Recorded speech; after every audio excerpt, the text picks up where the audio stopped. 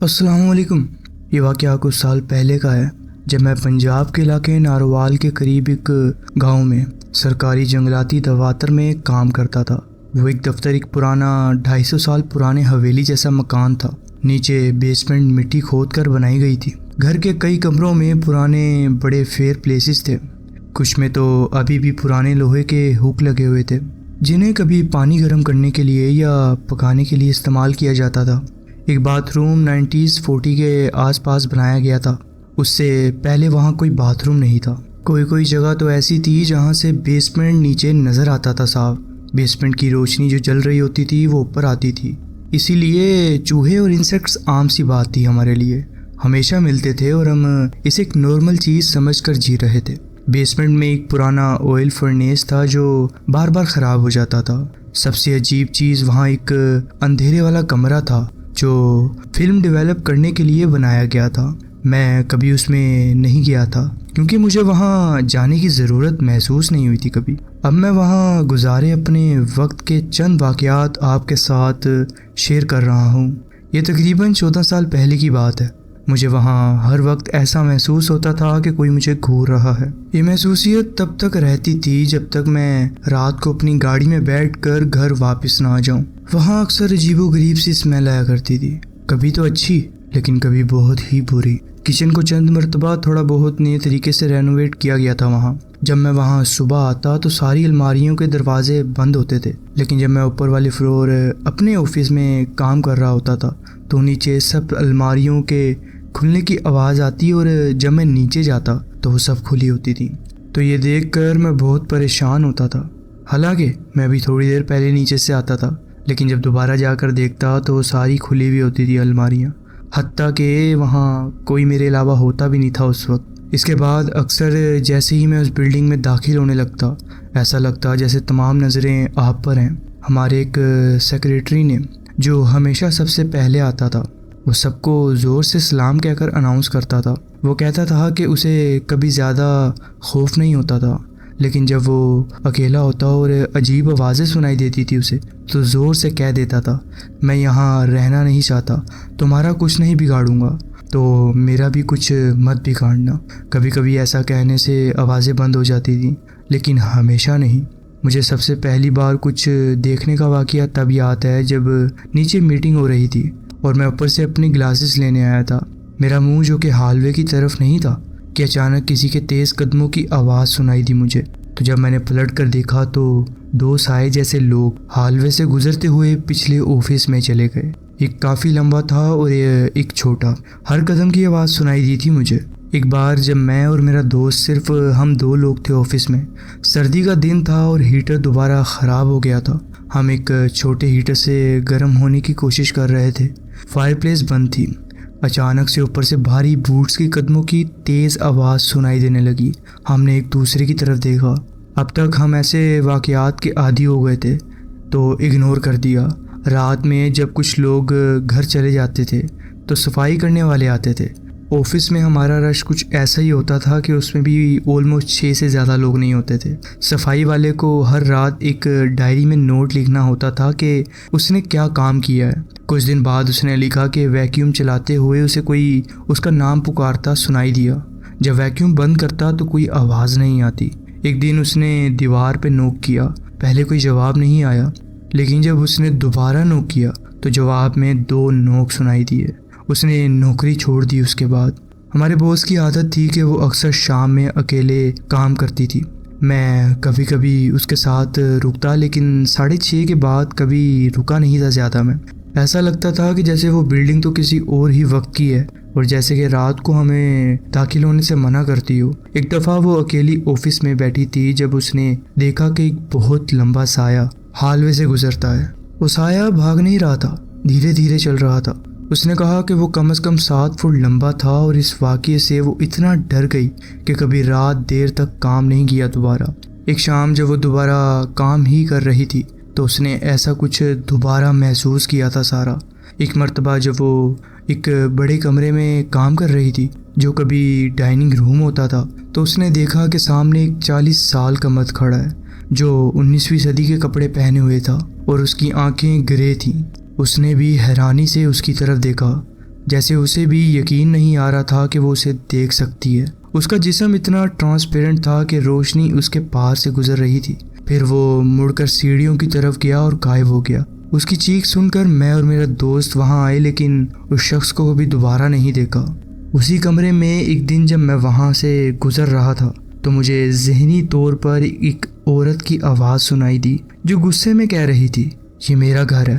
शायद ये सुनने में नॉर्मल लगे, लेकिन वहाँ के माहौल को देखकर ये बिल्कुल सही महसूस होता था। जब 1830 में वहाँ एक करीबी इलाके में एक नहर खोदी जा रही थी तो सरकार लोगों से ज़मीन खरीद रही थी। 1960 में फिर से बहुत की ज़मीनें खरीदी गईं, जैसे पार्क्स बनाने के लिए। ये घर भी उनमें से एक ही था। मैंने घर के मुख्तलिफ हिस्सों में रात भर रिकॉर्डर्स लगाए। 2 कमरे सबसे ज़्यादा अजीब थे। एक फैमिली रूम जो घर के सबसे पुराने हिस्से में था और एक दूसरा जो कि सर्वेंट्स के कमरे के ऊपर था, जो मेरा ऑफिस भी था। ये घर बिल्कुल देहाती इलाके में था। करीब एक नहर थी जहाँ लोग सिर्फ मज़े के लिए फिशिंग या बोटिंग करते थे। कोई सिटी नॉइस नहीं थी।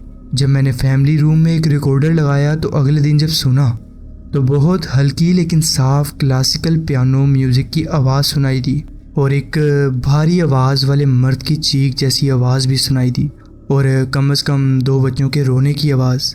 वो कहते थे, मुझे अपनी अम्मा चाहिए।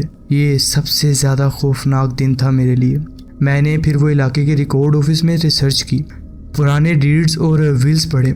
ज़्यादातर हाथ से लिखे हुए थे और पत्थर या चैन की ज़मीन की पैमाइश लिखी होती थी। मुझे पता चला कि 1967 तक एक ख़ानदान वहाँ रहता था जो सरकारी किराए के घर पर था। उस ख़ानदान का एक रिश्तेदार मुझे मिला, बहुत बूढ़ी औरत, 80s में थी शायद। उसने बचपन में वहाँ कई दफ़ा विज़िट किया था। उसने बताया था कि उनका एक चाचा पियानो बजाता था और बहुत खूबसूरत बजाता था। उसने कंफर्म किया कि फैमिली रूम में वो लोग इवेंट्स करा करते थे ज़्यादातर, क्योंकि वो फैमिली रूम काफ़ी बड़ा था। मैंने उन्हें वो सब कुछ नहीं बताया जो वहाँ हो रहा था, बस सब कुछ एक यादगार बात के तौर पे पूछा।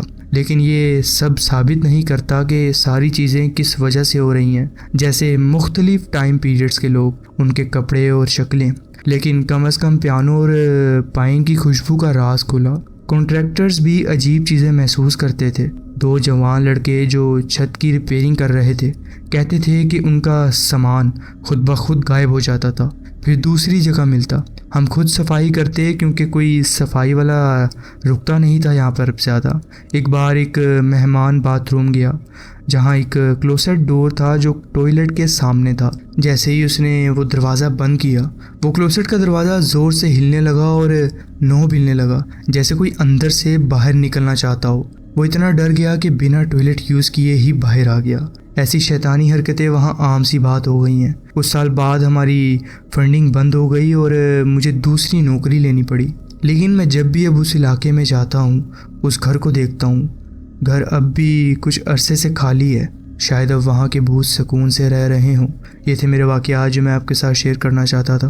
जी बहुत बहुत शुक्रिया, आपने अपनी कहानी हमारे साथ शेयर की। बढ़ते हैं अपनी नेक्स्ट स्टोरी की तरफ। अस्सलाम वालेकुम। ये सब कुछ पाकिस्तान में हुआ जो मैं आपके साथ अभी शेयर करने जा रहा हूँ। जब हम रावलपिंडी के एक नए इलाके बहरिया टाउन में बिल्कुल एक नई कंस्ट्रक्टेड हाउस में शिफ्ट हुए। नई ज़िंदगी का आगाज़, नए सपने और नए इरादे। हम 4 बहन भाई थे। मैं सबसे बड़ा था, इसलिए मुझे अपना अलग कमरा मिला। मुझे अब तक याद है कितनी खुशी हुई थी मुझे उस वक्त, क्योंकि अम्मी ने मुझे मेरी सालगिरह पे बिल्कुल नया फर्नीचर भी गिफ्ट किया था उस कमरे के लिए, मेरे कमरे के लिए। सबसे ज़्यादा पसंद मुझे एक लंबा सा वार्डरोब था उनमें से, जिसके सामने एक फुल लेंथ शीशा लगा हुआ था। शुरुआत में सब कुछ ठीक था। घर नया था, हर तरफ सफाई थी और पुराने मकानों वाली अजीब आवाज़ें, दराड़ें और चीखों पुकार नहीं थी। कुछ भी नहीं था ऐसा। लेकिन ये सब कुछ ज़्यादा देर तक नहीं चला। कुछ दिन बाद की बात है। रात का वक्त था। मैं सोने की कोशिश कर रहा था अपने कमरे में। कमरे में खामोशी थी। सिर्फ बाहर स्ट्रीट लाइट की हल्की सी रोशनी पर्दे के पीछे से अंदर आ रही थी। मैं बस यूं ही शीशे की तरफ देख रहा था। आंखें भी आधी बंद सी थी, यानी आधी नींद में थी, लेकिन पूरी नहीं। सोने की कोशिश कर रहा था मैं कि अचानक एक पल में वो नज़र आई। आंखें झपकते ही वो वहाँ थी। एक छोटी सी लड़की, लगभग 9 साल की होगी। उसका रंग सफ़ेद था, बाल घुंघरेले थे जो कि हल्की हवा में हिल रहे थे। उसने गुलाबी रंग का सूट पहना हुआ था। वो शीशे के सामने खड़ी थी, खुद को देखती हुई, जैसे खुश हो अपनी ही सूरत से। लेकिन वो डरावनी नहीं थी, ना उसकी सूरत ना उसका अंदाज, बस एक अजीब बात थी, वो वहाँ होनी नहीं चाहिए थी। मैं उसे कुछ सेकंड्स तक देखता रहा। उसने अपना ड्रेस हल्का सा फैलाया। उसके चेहरे पे सुकून था, लेकिन उस सुकून में कुछ दूरी सी थी, जैसे उसे मेरी मौजूदगी का पता ही ना हो। और जैसे वो आई थी वैसे ही एक पल में गायब भी हो गई। ना कोई धुंध, ना कोई धीरे धीरे गायब होना, बस एक झपक और वो गायब। मैं चिल्लाया नहीं, हिला तक नहीं, बस वहाँ लेटे लेटे आंखों को फाड़ कर देख रहा था कि मेरे सामने हुआ क्या है। अभी अपने आप को समझाने की कोशिश कर रहा था कि शायद मैं नींद में था या कुछ सोच रहा था, शायद ये कोई जागती आंखों का सपना था। लेकिन उस रात के बाद मैंने कभी अपनी पीठ उस शीशे की तरफ नहीं की। मैं कोशिश करता रहा कि ये वाक़ये को भूल जाऊं, और वाकई मैं भूल गया। 5 साल तक। 5 साल बाद हम एक कैंपिंग ट्रिप पर गए, मेरे वालिद, उनके दोस्त और उनके बच्चे। रात थी, सब लोग आग के इर्द गिर्द बैठे हुए थे। हर कोई डरावनी कहानियाँ सुना रहा था, हंस हंस के एक दूसरे को डरा रहे थे हम। तब मेरी छोटी बहन ने बात की। उसने एक पुरानी याद शेयर की अपनी, हमारे पुराने घर की, जहाँ हम अम्मी के साथ रहते थे, उससे पहले कि वो फिर से मूव करें। उसने कहा कि एक दिन वो अपनी अलमारी से कुछ निकालने गई तो उसने वहाँ एक छोटी सी लड़की देखी, सफ़ेद कलर की और भूरे बालों वाली, खिलौनों के साथ खेलती हुई। मेरा दिल ज़ोर ज़ोर से धड़कने लगा, कानों में उसकी धड़कन गूंज रही थी। पहले तो मैं चुप रहा, सिर्फ उसकी बात सुनता रहा। वो इत्मीनान से कह रही थी कि हम दोनों की नज़र मिली, लेकिन डर नहीं लगा, बस एक अजीब सी घबराहट थी। फिर उसने वो बात कही जो मेरी रगों में ठंडक डाल गई। उसने गुलाबी ड्रेस पहना था। बिना सोचे समझे मैंने कह दिया। उसके ड्रेस पर लेस थी, बाल घुंघरेले थे। मेरी बहन एकदम रुक गई, हमारी नज़र मिली और फिर हम दोनों ने मिल के उस लड़की का चेहरा, उसकी एज, उसका लहजा, सब कुछ एक दूसरे को बताना शुरू किया, जैसे हम दोनों एक ही चीज़ को देख चुके थे। दोनों को उस लड़की से कोई खौफ नहीं था, सिर्फ एक ठंडा, सुकून भरा लेकिन अजीब सा एहसास। लेकिन सबसे हैरत की बात यह थी कि हमने कभी एक दूसरे से इस बारे में कोई बात नहीं की थी। मैंने कभी किसी को नहीं बताया था कि मैंने क्या देखा था, और वो भी चुप थी। जब हम दोनों अपनी कहानियों के टुकड़े जोड़ने लगे, कैंप फायर के इर्द गिर्द बैठे लोग सिर्फ हमें घूरते रहे। उनका चेहरे का रंग जैसे तो उड़ ही गया हो। उनको लगा कि हम कोई प्लान बना के आए हैं, कोई ज़बरदस्त कहानी लिखी हुई है हमने। लेकिन मैं और मेरी बहन, हम जानते थे कि ये सब असल है। वो लड़की असल थी, और आज तक इतने सालों बाद भी मैं ये नहीं कह सकता कि वो कहाँ से आई थी, लेकिन मुझे इतना ज़रूर महसूस होता है कि वो अभी तक गई नहीं है, वो भी उसी घर में है अभी भी। ये था मेरा एक वाक़या जो मैं आपके साथ शेयर करना चाहता था। जी बहुत बहुत शुक्रिया, आपने अपनी कहानी हमारे साथ शेयर की। बढ़ते हैं अपनी नेक्स्ट स्टोरी की तरफ।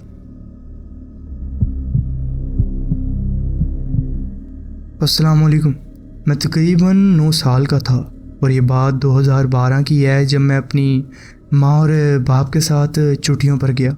हम पाकिस्तान के शहर मरी के एक होटल में ठहरे, जिनकी डेकोरेशन कुछ 2000 के दौर की तरह की सजी हुई थी। रात के किसी वक्त मेरी आँख खुली जब मैंने देखा कि कमरे की तमाम लाइट्स बंद थीं। अंधेरा इतना गहरा था कि कुछ नज़र नहीं आ रहा था, मगर मैं डर गया था और माँ के बिस्तर तक पहुँचना चाहता था।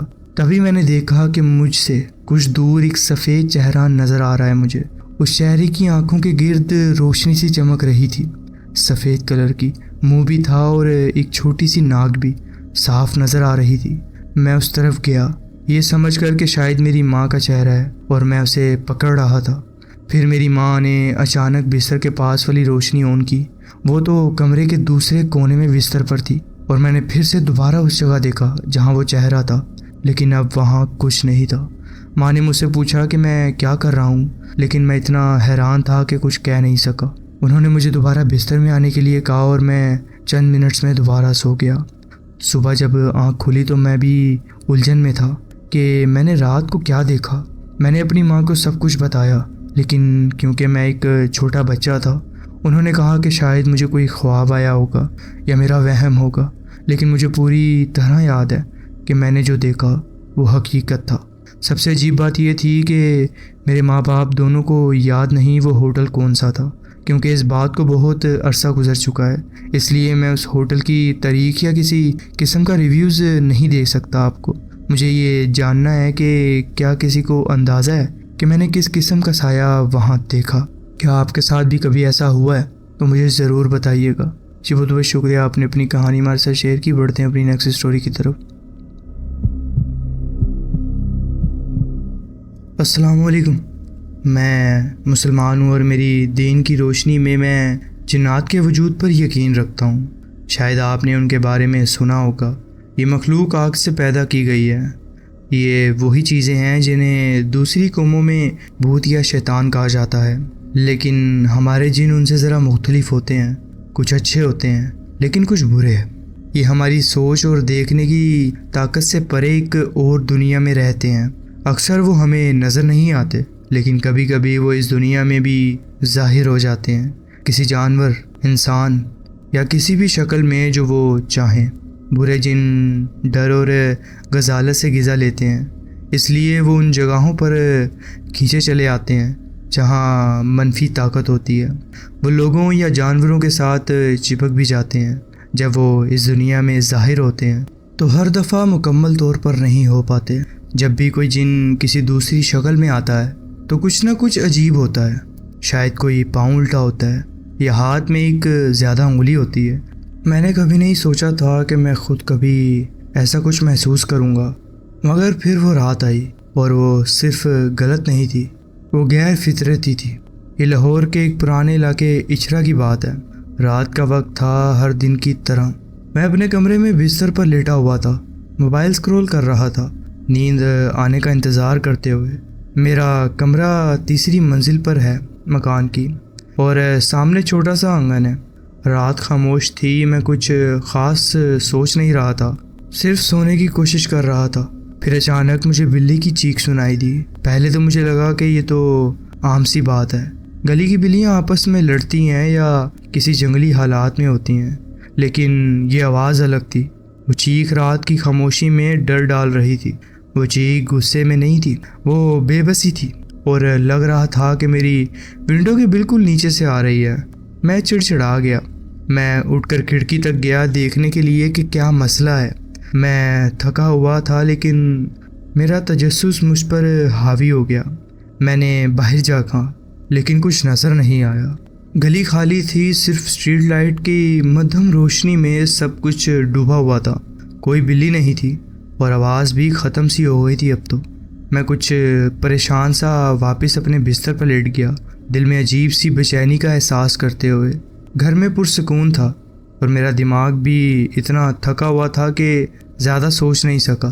फिर से मोबाइल उठाया और स्क्रीन पर ध्यान देने की कोशिश की, या कह लें से भुलाने की कोशिश की। फिर वही आवाज़, इस दफ़ा और तेज़ और करीब से। वो चीख, वही दर्द, अब वो मेरे कानों में घंटी की तरह बज रही थी। मैं गुस्से में आ गया।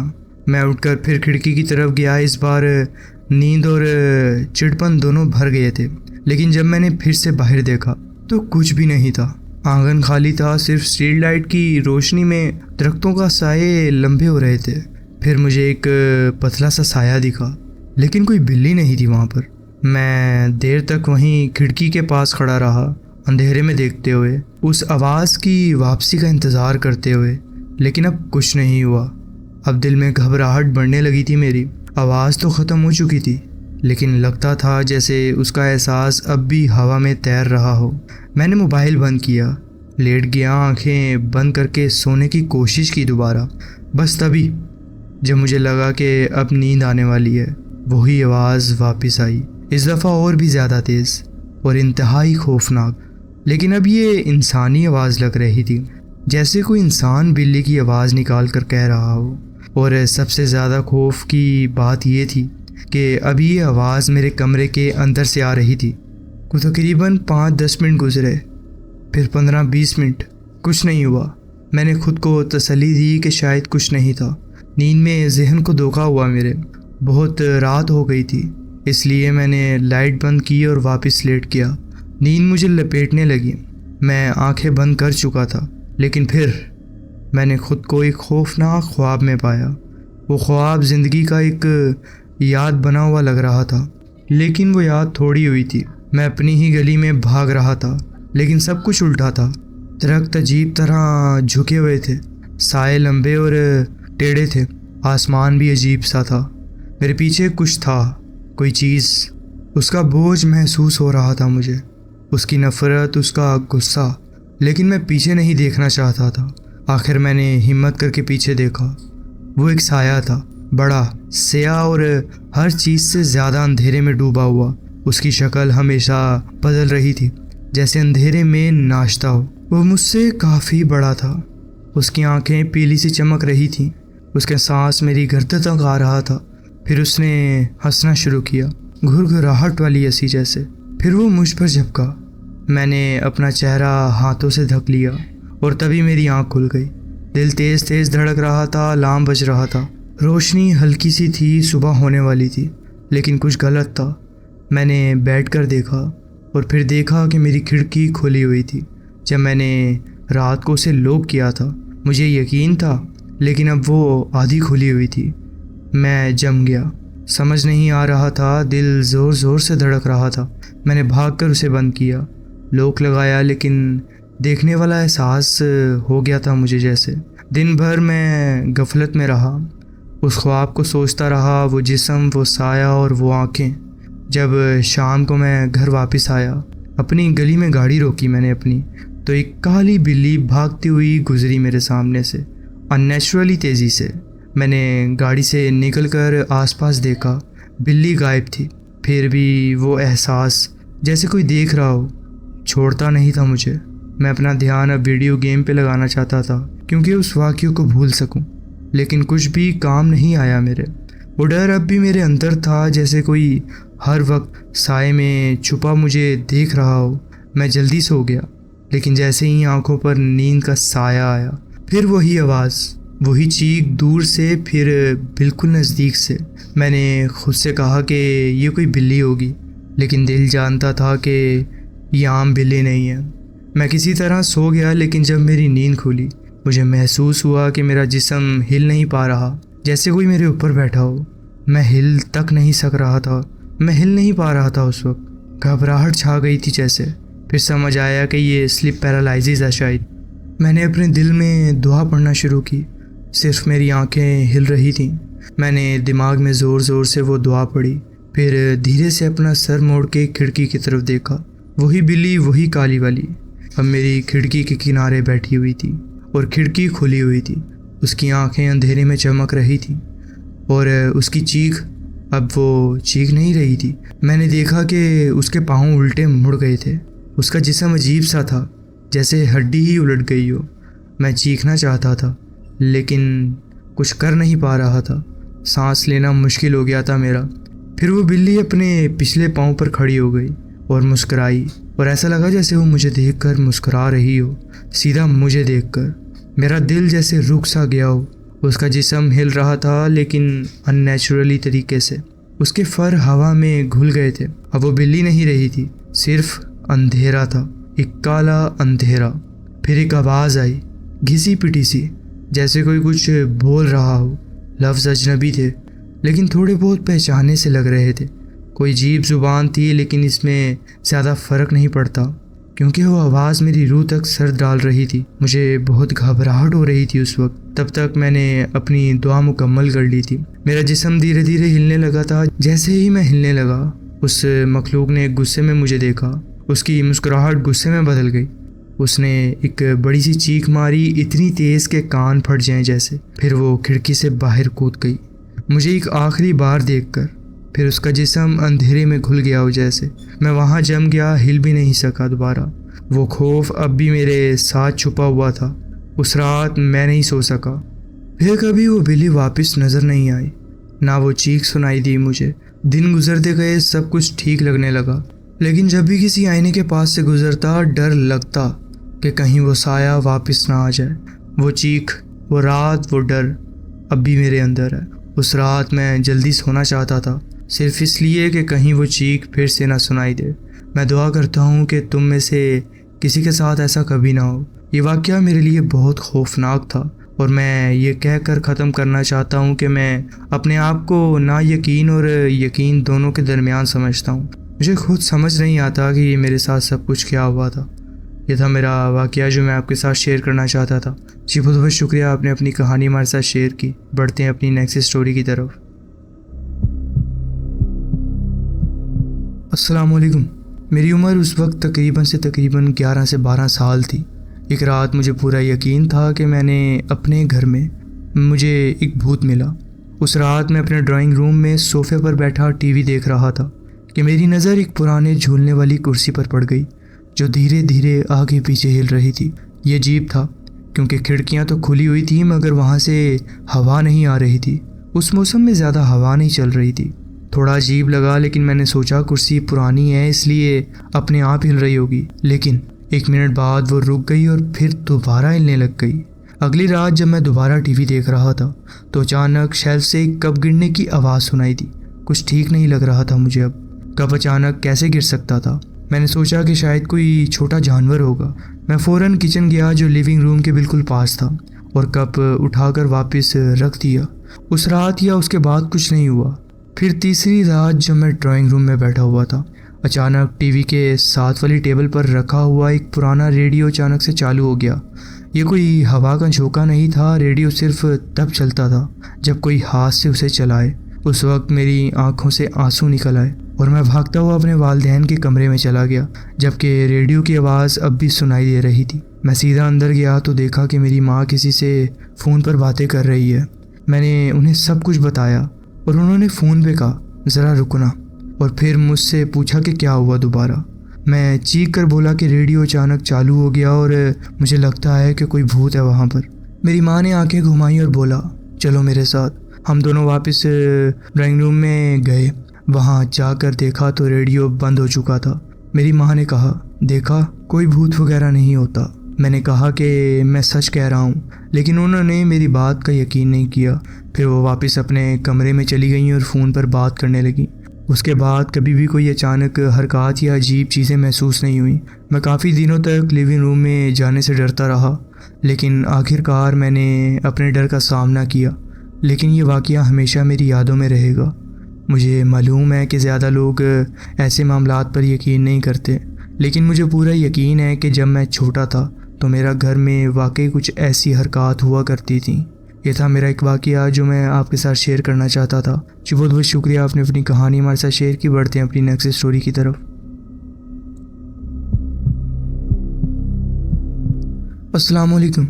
जब मैं छोटा था मैंने आखिरकार पहली बार भूत देखा, लेकिन मैं उसके अंदर से गुज़र गया क्योंकि मुझे बहुत ज़्यादा भूख लगी हुई थी और मुझे किसी चीज़ की परवाह नहीं थी, या कह लें कि उस वक्त मुझे ज़्यादा समझ नहीं थी। ये वाक़या उस वक्त का है जब मैं अपने घर के आखिरी कॉरिडोर का हिस्सा साफ़ कर रहा था। जैसे ही मैं कपड़े से धूल का छोटा ढेर उठाता, मैं अपने काम मुकम्मल करके नीचे किचन में जा सकता था। तो जब मैंने अपने साथ देखा तो मुझे एक काले कलर का साया नज़र आया जो तकरीबन 6 फुट लंबा था और मुझसे सिर्फ 2.5 फुट के फासले पर था, बिल्कुल उसी रास्ते पर जहाँ से सीढ़ियों के रास्ते मुझे नीचे जाना पड़ता था। मुझे याद है उस वक्त मैंने सोचा बस छोड़ो, मैं जा रहा हूँ, क्योंकि भूख इतनी ज़्यादा थी कि मुझे डर का कोई एहसास नहीं हुआ। मैं सीधा उस मखलूक के अंदर से गुजर गया और जैसे कुछ देखा ही ना हो। मैंने सीढ़ियों से नीचे उतर गया। मैंने अपने हाथ खाली किए, फ्रिज से खाना निकाला जो पहले से तैयार था और बैठकर खाने लगा। खाना खाते हुए मैं ये सोचता रहा कि अगर मैं सिर्फ अपने कमरे से निकलकर उस भूत को हालवे के आखिर में देख लेता तो मैं कितना ज़्यादा डर गया होता। शायद अगर वो मुझे सिर्फ दूर से नज़र आता तो भी मैं काफ़ी ज़्यादा घबरा जाता। कुछ लोग तो इस पे यकीन नहीं करेंगे, लेकिन आपके साथ भी कभी कुछ ऐसा हुआ होगा जब आपको कोई ज़रूरी काम हो तो आप भी ऐसी चीज़ें नज़रअंदाज कर देते होंगे। ये था मेरा एक वाक़या जो मैं आपके साथ शेयर करना चाहता था। जी बहुत बहुत शुक्रिया, आपने अपनी कहानी हमारे साथ शेयर की। तो जी फ्रेंड्स, ये थी आज की स्टोरीज़। आप कमेंट्स में ज़रूर बताएं कि आपको ये स्टोरीज़ कैसी लगी। अगर आपको ये स्टोरीज़ अच्छी लगी हो तो वीडियो को ज़रूर लाइक कीजिए और चैनल को ज़रूर सब्सक्राइब कीजिए और बेल आइकन को ज़रूर प्रेस कर लीजिए ताकि आगे आने वाली कहानियाँ वीडियोज़ आपसे मिस ना हो। अपना ख्याल रखें और मिलते हैं नेक्स्ट वीडियो में। अल्लाह हाफिज़।